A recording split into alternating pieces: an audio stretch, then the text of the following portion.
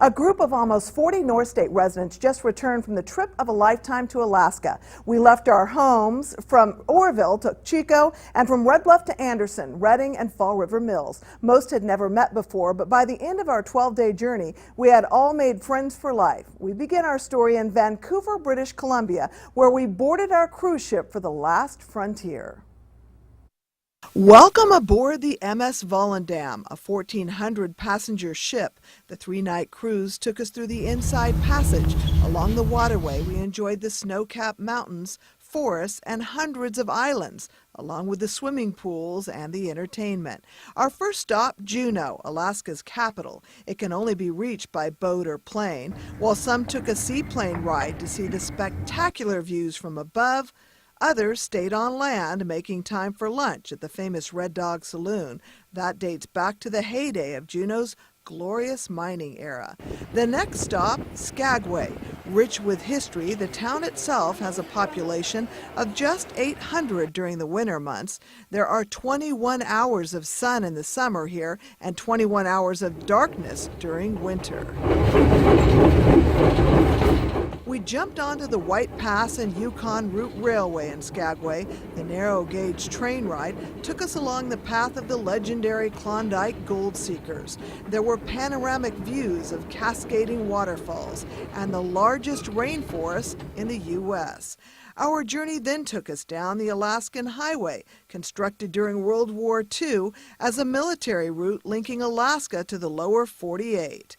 In Tok, we would meet world-renowned musher Hugh Neff.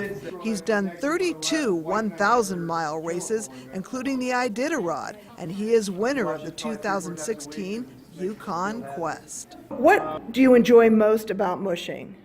Just being out in the woods, the freedom of the north. Being with the dogs, it's magical. Checking out the stars, the auroras. But it's really about the dogs, Dogs are pretty amazing creatures. We panned for gold at the Gold Dredge 8 and got a close-up look at the Alaska Pipeline. The pipeline was built between 1974 and 1977.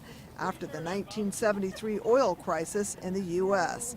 It runs 800 miles long. 500,000 gallons of oil flows through this pipeline every single day. It's monitored for security reasons from the air and the ground, and it's built to withstand an 8.5 magnitude earthquake.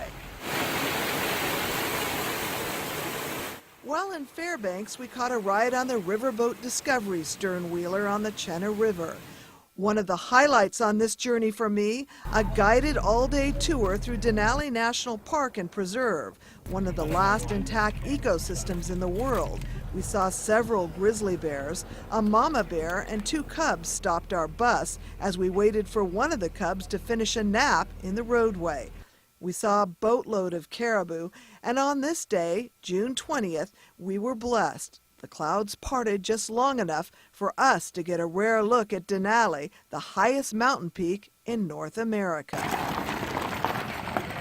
On to Wasilla, Alaska, where we took an amazing dog sled ride pulled by the same Alaskan Huskies that race in the Iditarod. While visiting the Iditarod Trail Committee Visitor Center and headquarters, we learned about the Anchorage to Nome race, the last great race on Earth, and we met these future racers, just pups, and an overload of cuteness. Another highlight, the Phillips 26 Glacier Cruise in the waters of Prince William Sound, where we got an up-close look at sea otters, seals, and bald eagles. We came face to face with spectacular glaciers. The beautiful blue glacier you see over my shoulder here is called Surprise Glacier. It's a tidewater glacier, and all of the glaciers here are part of the same ice field. There were way too many amazing stops on this 12-day journey to mention in just a few short minutes, but it was truly an adventure to the last frontier we will never forget.